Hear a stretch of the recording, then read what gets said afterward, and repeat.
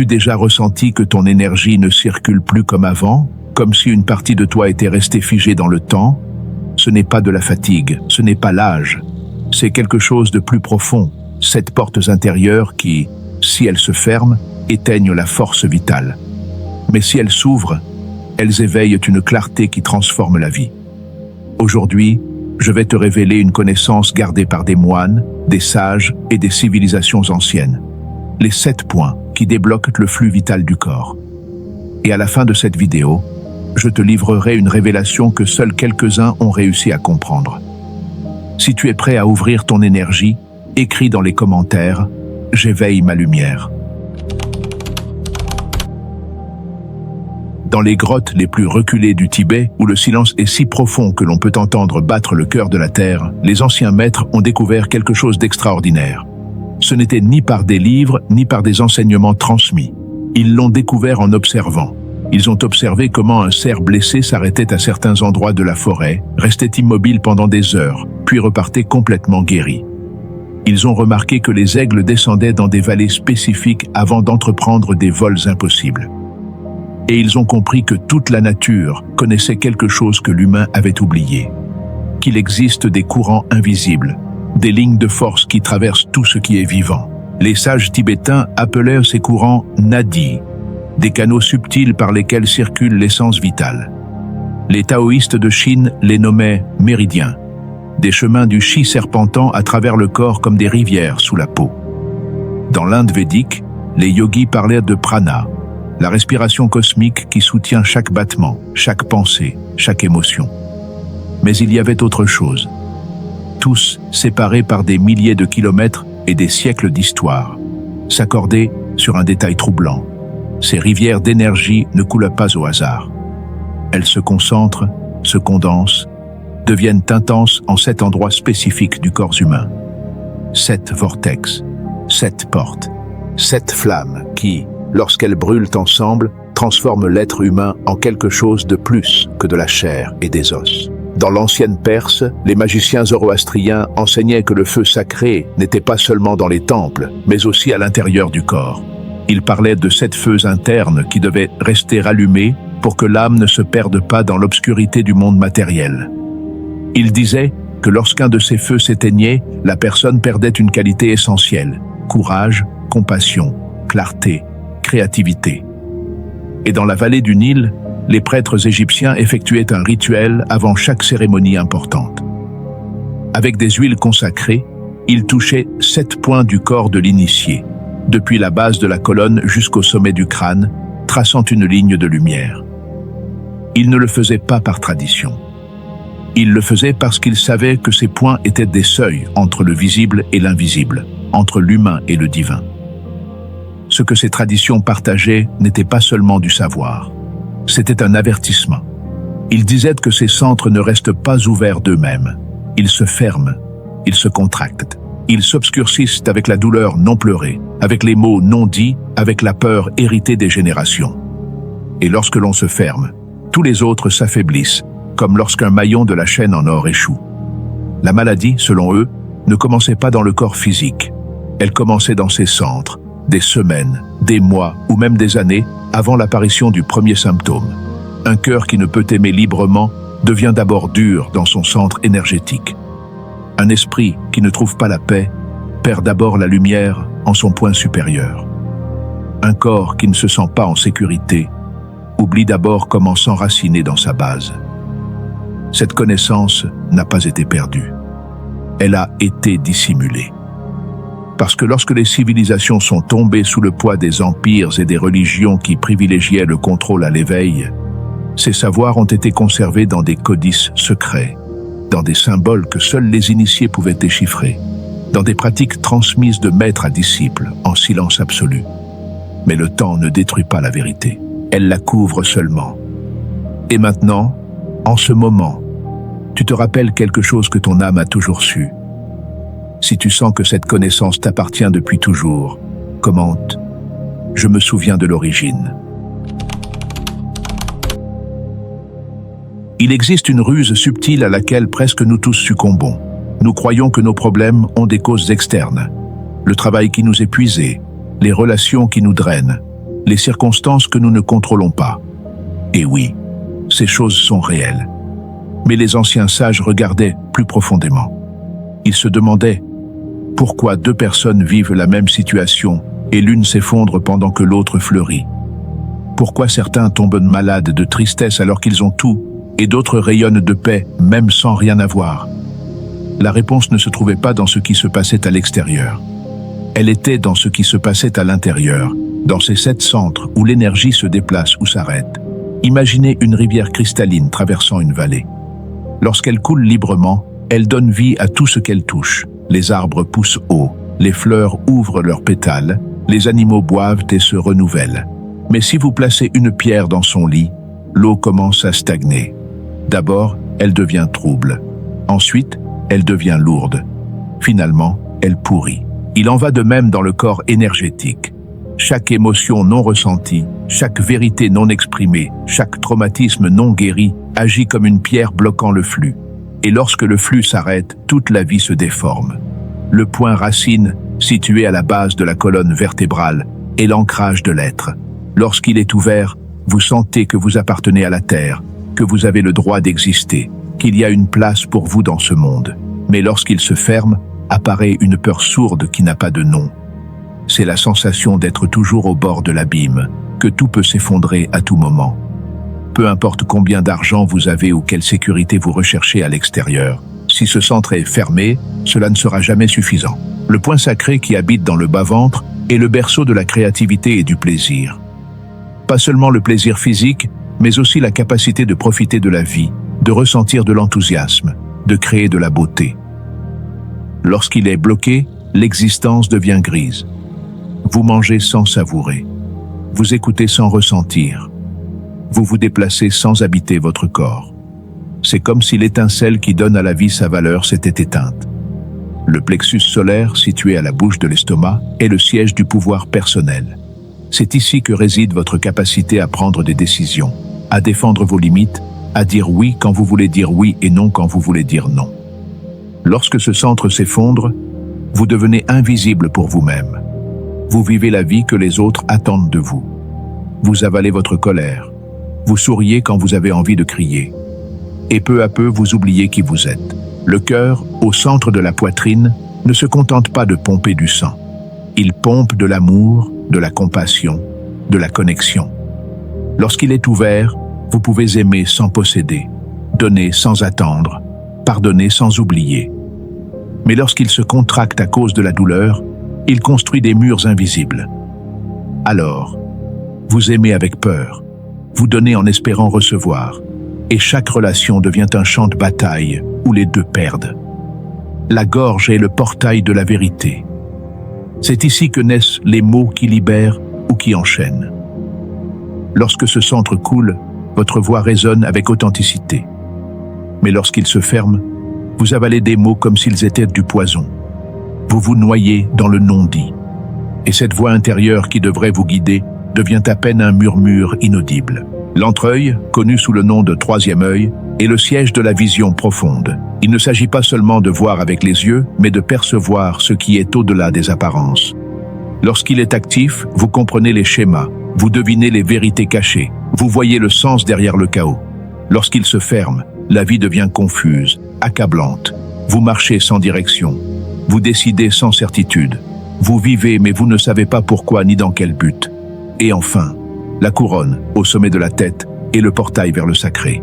Ici, la séparation entre vous et l'univers se dissout. Lorsqu'elle est ouverte, vous savez sans savoir comment vous le savez. Vous faites confiance sans besoin de preuves. Vous sentez que vous faites partie de quelque chose d'infiniment plus grand. Mais lorsqu'elle se bouche, apparaît la solitude existentielle la plus profonde. La sensation d'être perdu dans un cosmos vide et sans sens. Les sages avertissaient que ces blocages ne surgissent pas du jour au lendemain. Ils s'accumulent, une déception après une autre, un silence imposé, une douleur qui n'a jamais été nommée. Et avec les années, ces pierres invisibles construisent des barrages qui transforment la vie en une lutte constante contre la propre nature. Mais voici la vérité libératrice. L'énergie ne se détruit pas. Elle s'oublie simplement. Et ce qui a été oublié peut être rappelé. Si tu reconnais ces blocages dans ta propre vie, écris. Mon énergie demande du soulagement. Il y a un moment dans la vie de certains chercheurs où tout change. Pas parce qu'ils trouvent quelque chose de nouveau, mais parce qu'ils se souviennent de quelque chose d'ancien. C'est comme se réveiller d'un rêve et se rendre compte que ce que vous croyiez réel n'était qu'une illusion et que ce que vous croyiez impossible a toujours été disponible. C'est ce moment. La révélation qui soutient tout le reste. Pendant des siècles, les gens ont cherché le bonheur, la paix et la plénitude en dehors d'eux-mêmes, à l'extérieur, dans les réalisations, dans les relations, dans les objets. Et ce n'est pas que ces choses n'aient pas d'importance. Mais lorsque vous dépendez d'elles pour vous sentir complet, vous devenez un mendiant qui demande des miettes à la porte d'un palais qui vous appartient déjà. La véritable révélation est celle-ci. Tout ce dont vous avez besoin existe déjà en vous. Pas comme une promesse future, pas comme un potentiel dormant, mais comme une réalité présente qui attend d'être reconnue. Les 7 centres énergétiques ne sont pas des idées abstraites, ni des concepts mystiques réservés à quelques élus. Ils sont l'architecture même de ton être. Ils sont aussi réels que ton cœur qui bat ou tes poumons qui respirent. Simplement, ils opèrent à une fréquence plus subtile, plus raffinée, que la majorité a oublié comment percevoir. Chacun de ces centres détient une clé maîtresse vers une dimension de l'existence. Ce ne sont pas des hiérarchies. Il n'y en a pas un plus important que l'autre. Ils sont comme les notes d'une symphonie. Chacune a son ton, sa vibration, son but unique. Et lorsque toutes résonnent en harmonie, la musique qui en découle est celle d'une vie pleine. Mais voici le tournant que peu comprennent. Ces centres ne s'ouvrent pas avec force. Ils ne se conquièrent pas par l'effort. Ils ne se forcent pas avec des techniques compliquées ou des rituels élaborés. Ils s'ouvrent avec quelque chose de beaucoup plus simple et en même temps infiniment plus difficile pour l'être humain moderne, la présence. La présence n'est pas la concentration. Ce n'est pas penser intensément à quelque chose. La présence est l'art d'être complètement là où vous êtes, sans résistance, sans jugement, sans le besoin que ce moment soit différent de ce qu'il est. Lorsque vous apportez la présence à un centre énergétique bloqué, quelque chose de magique se produit. Pas parce que vous faites quelque chose de spécial, mais parce que la présence elle-même est une médecine. C'est une lumière qui se pose sur l'obscurité. Et là où il y a de la lumière, les ombres ne peuvent pas tenir. Les moines tibétains avaient une pratique secrète qu'ils partageaient rarement. Ils s'asseyaient pendant des heures, l'attention fixée sur un seul centre, sans essayer de le changer, sans visualiser de couleurs, sans répéter de mantras. Ils observaient simplement, ressentaient, permettaient.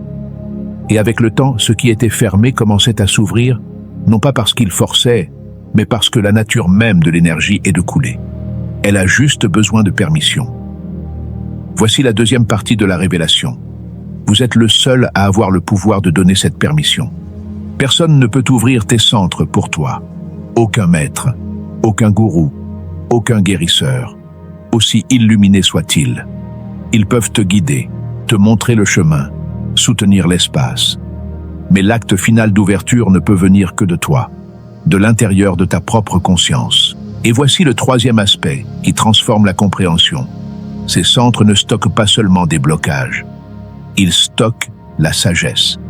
Chaque expérience difficile que tu as vécue, chaque douleur que tu as supportée, chaque peur que tu as affrontée, a été enregistrée dans l'un de ces centres. Pas comme une cicatrice, mais comme une connaissance comprimée. Lorsque tu ouvres un centre, tu ne libères pas seulement le blocage. Tu libères l'enseignement que ce blocage contenait. C'est comme trouver un coffre enterré sous la terre. À l'intérieur, il n'y a pas seulement des bijoux, mais aussi des cartes qui montrent où sont enterrés d'autres coffres. Un cœur qui se ferme pour ne pas souffrir, lorsqu'il s'ouvre, ne revient pas seulement à aimer.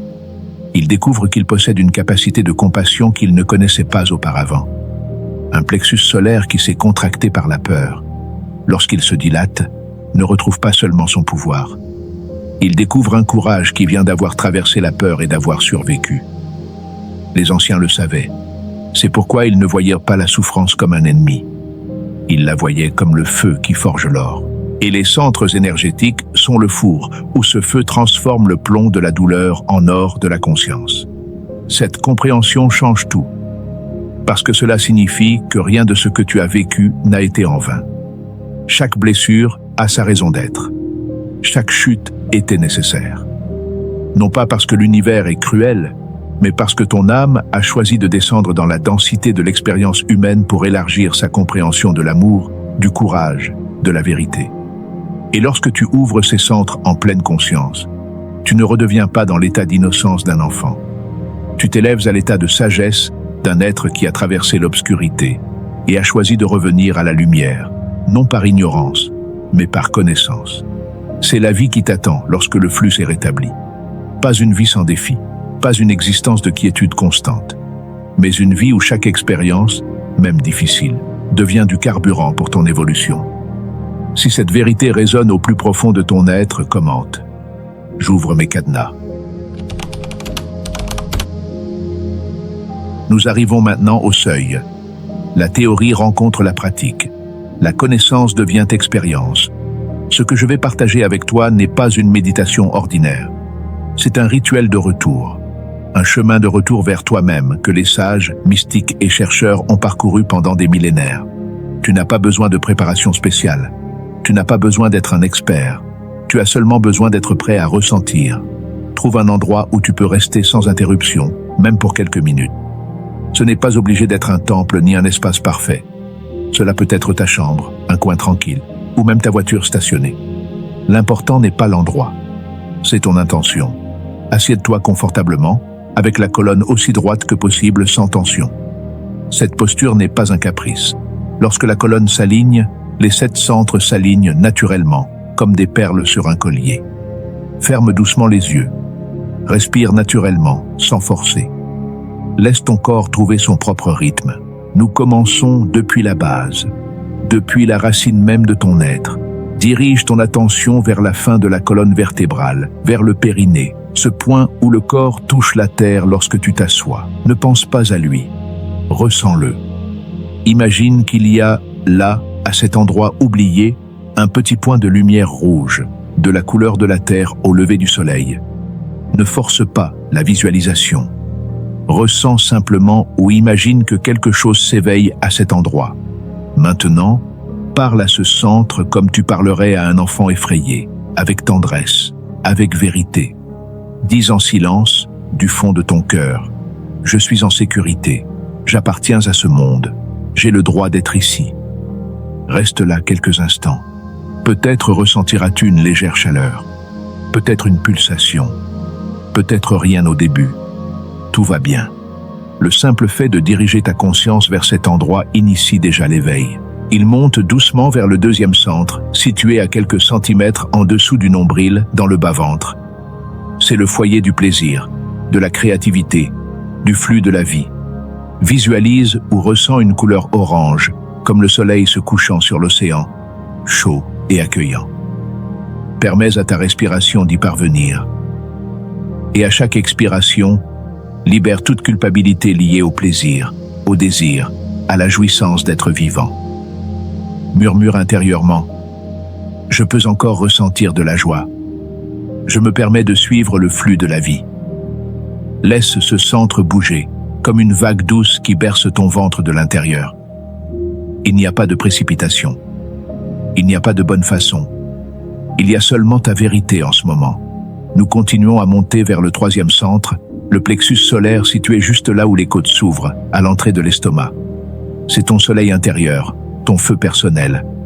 Visualise un jaune brillant, comme le soleil de midi, puissant mais non agressif.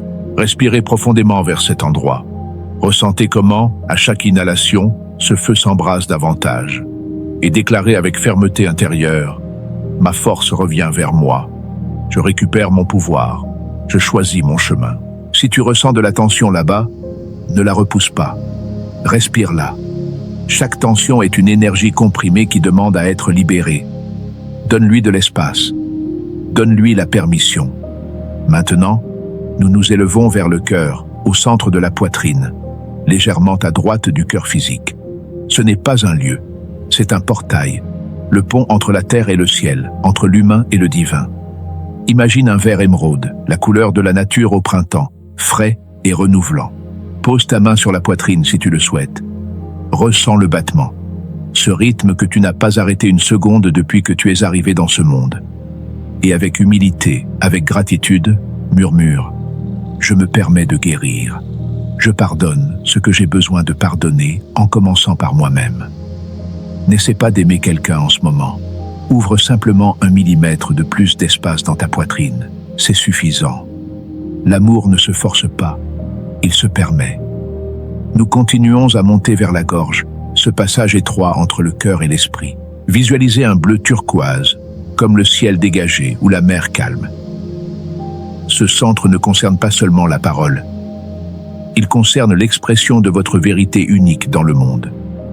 Avalez consciemment votre salive. Ressentez votre gorge de l'intérieur. Et déclarez à voix intérieure claire « Ma vérité mérite d'être entendue. Ce que j'ai à dire est important. Je parle avec authenticité. » Si des mots sont coincés dans votre gorge, des mots que vous n'avez jamais dits, permettez-leur de se libérer. Vous n'avez pas besoin de les prononcer maintenant. Reconnaissez simplement qu'ils sont là, attendant leur moment. Nous arrivons maintenant au 6e centre, le point entre les sourcils, légèrement au-dessus. Les anciens l'appelaient l'œil de la tête. C'est le siège de l'intuition, de la vision au-delà du visible. Imaginez un indigo profond, comme le ciel juste avant que la nuit ne tombe complètement. Dirigez votre attention là-bas avec douceur. Ne forcez pas la concentration. Observez cet espace comme celui qui regarde l'horizon. Et répétez intérieurement. Je fais confiance à ma vision intérieure. Je vois au-delà des apparences. La clarté est ma nature. Peut-être ressens-tu une légère sensation de picotement ou de pression. Peut-être une sensation d'expansion. Ou peut-être simplement de la quiétude. Tout est valable. La perception subtile se développe avec le temps. Finalement, nous montons au 7e centre, la couronne, au sommet de la tête. C'est le point où l'individuel rencontre l'universel. Visualise ou ressent une lumière violette lumineuse, ou même une lumière blanche dorée descendant d'en haut comme une pluie de grâce. Ouvre la couronne mentalement, comme si le toit de ta tête devenait poreux, perméable à la lumière céleste. Et avec révérence, avec humilité, murmure « Je suis connecté au divin. Je fais partie de quelque chose d'infiniment plus grand. Je me rends à la sagesse supérieure. » Reste dans cet état aussi longtemps que tu le souhaites. Ressens maintenant les 7 centres comme une colonne de lumière qui te traverse de la tête aux pieds. Ce ne sont pas 7 points séparés, mais un seul fleuve d'énergie qui coule sans obstacle. Ce n'est pas un exercice que vous faites une seule fois. C'est un retour quotidien. Chaque fois que vous le pratiquez, vous dissoudrez davantage les blocages, restaurez plus de flux, vous vous souvenez davantage de qui vous êtes vraiment. Si vous ressentez cette pratique profondément, commentez « J'ouvre mon flux vital ». Il existe un secret que les anciens maîtres gardaient pour leurs disciples les plus dévoués. Pas parce qu'ils étaient égoïstes avec la connaissance, mais parce qu'ils savaient que certaines vérités ne peuvent être comprises qu'après une expérience directe. Maintenant que vous avez commencé le processus d'ouverture, vous êtes prêt à connaître ce secret. Lorsque les 7 centres s'éveillent et s'alignent, vous ne faites pas seulement l'expérience de changements progressifs dans votre vie. Vous vivez une transformation de l'identité. Vous cessez d'être celui que vous pensiez être et commencez à vous rappeler qui vous avez toujours été. Les premiers changements sont subtils, mais indéniables.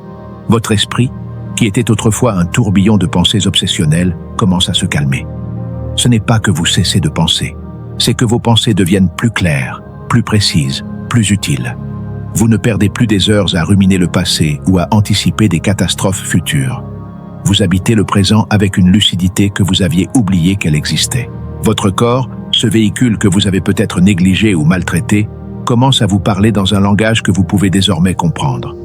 Les douleurs chroniques que vous portiez comme des condamnations permanentes commencent à s'atténuer. Non pas parce qu'elles disparaissent magiquement, mais parce que vous apprenez à écouter ce qu'elles essaient de vous dire. Le corps n'est pas votre ennemi, c'est votre allié le plus ancien. Et lorsque l'énergie circule, cette alliance se restaure. Le sommeil se transforme. Peut-être avez-vous souffert d'insomnie pendant des années, tournant dans votre lit pendant que votre esprit tissait des drames impossibles. Mais lorsque les centres s'ouvrent, en particulier le cœur et la gorge, le sommeil arrive naturellement, profondément et réparateur. Et vos rêves nocturnes deviennent plus vivants, plus significatifs, comme si votre inconscient avait enfin la permission de communiquer avec vous sans l'interférence de la peur. Mais les changements les plus profonds se produisent dans des dimensions moins tangibles. Ta relation avec les émotions se transforme radicalement. Avant, tu craignais peut-être de ressentir.